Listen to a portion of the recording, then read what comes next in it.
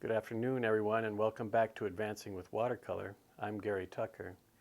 This week I'm going to be discussing how the artist observes color in their motif and how they improvise with color to make it more beautiful in their painting, particularly through the technique of watercolor.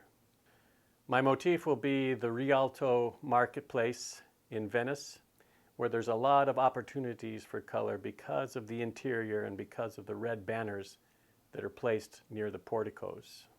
As a part of this video, you'll be able to hear through my commentary how I'm making certain decisions and why I'm using certain techniques to strengthen the color, to make the transparency more believable, and to take advantage of the nature of watercolor.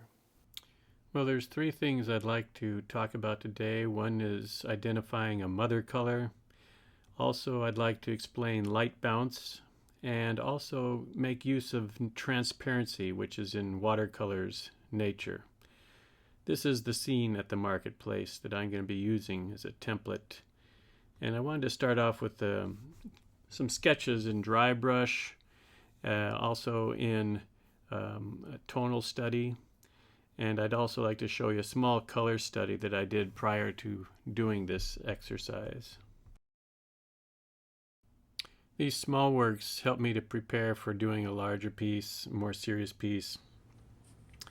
And I always start with a drawing. Not always, but in such a complicated subject, yes, I start with a drawing. And you notice that most of the work in the drawing is within that center region, not so much around the periphery, because this is where the action is, my center of interest, and I want to express the characters and their relationship pretty clearly so that I have some guidance. Then as I think about what I'm going to do with color, I know I want to start with some light hues to sort of create an ambiance or a feeling of light streaming in. And I'm going very light, using a lot of water, as you can see, very pale yellow ochre, and infusing that with some cobalt blue as it comes down onto the floor. And this sort of gives me a point that I can measure colors off as I go forward. Well, we're starting pretty dynamically with a lot of this cad red, and for me this is the underpainting. This is not the final color, but I'm counting on using the transparent aspect of watercolor to help me to create a feeling of light bouncing in my scene, light coming through some of the colored awnings to the left here, and the color that's coming in is diffused, but it's very much tinted with this red awning color. So this is a sort of a foundation color that I'm using, that I'm definitely going to paint over and for the most part hide. I'm going to let some parts peek through, but most of it's going to be hidden and grayed. And I'll be using a few bright reds to kind of make this color a little more lively. So that first point of what's the main color in this scene, it's obviously going to be red and some variations of red. And even the pigments I'm using a cad red, a cad orange red, and an alizarin crimson, which is a cooler red. You won't notice this difference so much as I'm building up this first stage, but as I start to place more colors and mute the colors, you'll definitely notice the difference. Also with this color, I'm starting to set up the important shapes, the shapes of the portico, and give a feeling of the perspective, some of the reflections of light that are coming in. Basically starting to build around these bright shapes with some midtones and some darker midtones in those deep reds. And even extending this onto the floor, to the ground. I'm using a little more dry brush technique up above, and in the ground definitely a little more wet in wet, so that I get a feeling of reflections and a feeling of a wet floor. So I'm returning to my main subject now, which is these figures coming through that illuminated area. And using a pretty thick mixture. If you look at my palette, you can see that that color is pretty warm and pretty thick. It's using some ultramarine blue, some neutral tint, and a bit of burnt sienna to keep it warm. But it's a darker color, and it's also giving me a tone that I can key off of as I start to build darks into the background. I don't want to overpower this dark, so stating it at this stage is an advantage. And I'll start to build out from these figures. In other words, you see me working to make connections between the figures and the left-handed side. These are all painted pretty much with the same mixture. Some places a little darker, some places a little redder, some places even a little bluer, though it's really hard to read until the pigment dries. But the point of I'd like to make is that once I establish a dark, I like to connect it left to right, even top to bottom in areas. This helps to create a sort of visual strength in the final image.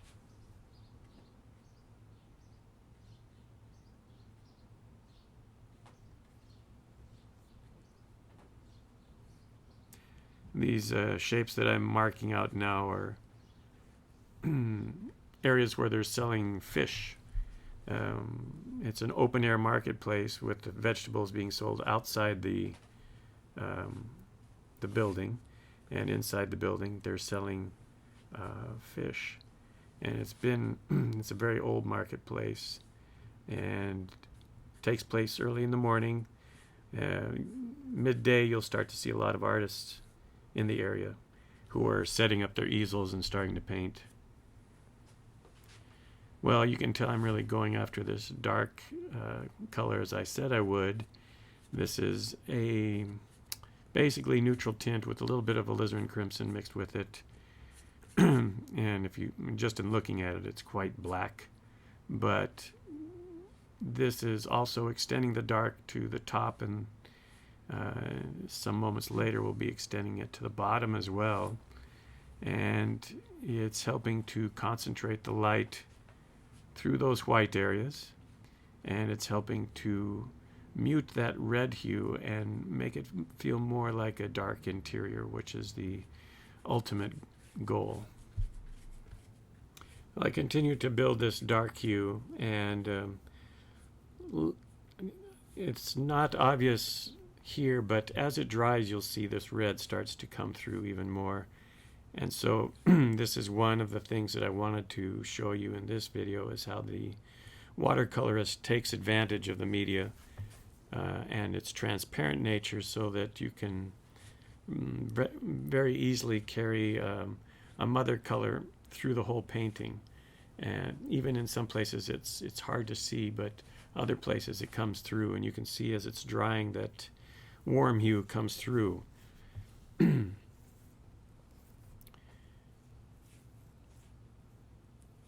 One of the things that I mentioned in the beginning is the mother color, and I'll keep referring to it throughout this demonstration, but what I mean by that is a color that is kind of prevalent, seems to be the dominant color in any scene.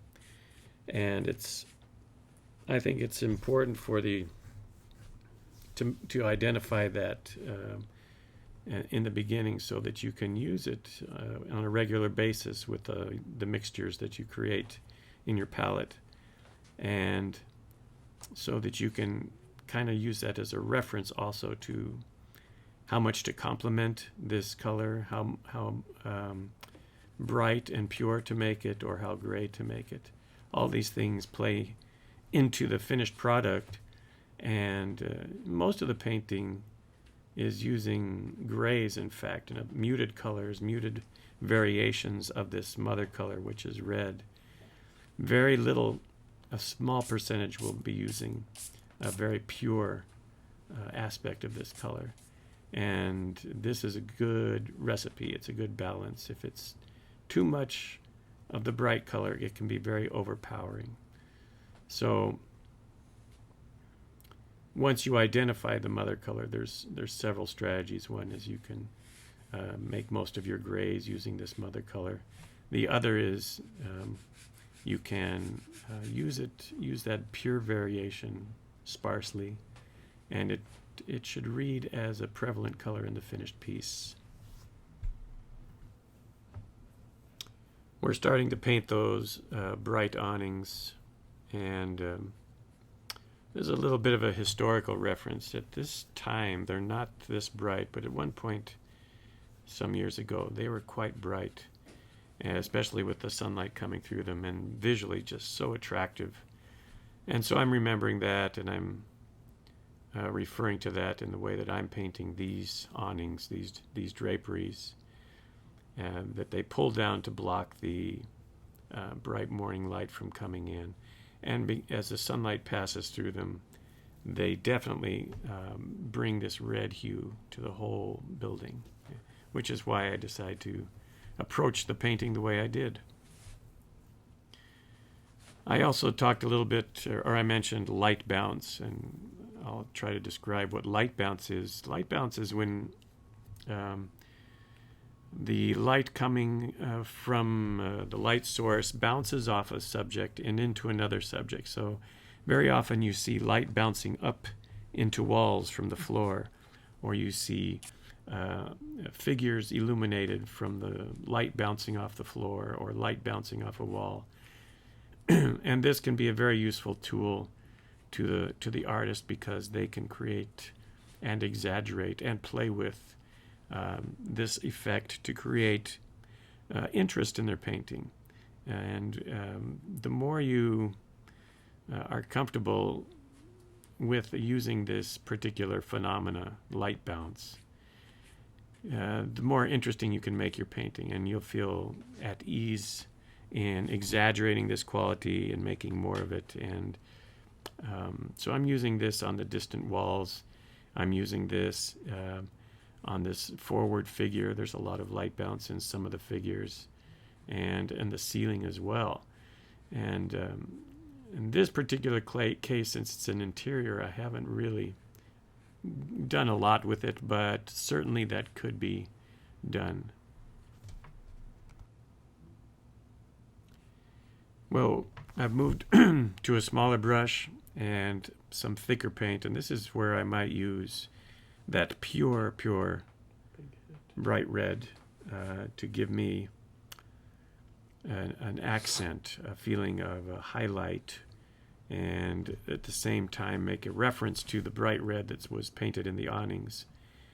It's just another way to play with that mother color and in fact make the other local colors, the colors that are muted, feel more lively. So this red is really creating a harmony in the scene, with the yellow coming through as a complementary hue, and some of the blues that are echoed in the periphery and the foreground complement the scene as well. But primarily, it's a very warm painting, and painting that has a sort of saturated quality about it. The red that is moving in and out is really, in places, very saturated. Also has the dark qualities of an interior. These are the final marks, some of the last marks. Of course, we're using a small brush, and I want to bring some detail to the scene, such as the pavers, the stones that we see on the floor, highlights to the figures, accents to the clothing, details to some of the figures or the clothes that they're wearing, to the lights above, etc. Small things that I feel really bring the painting together.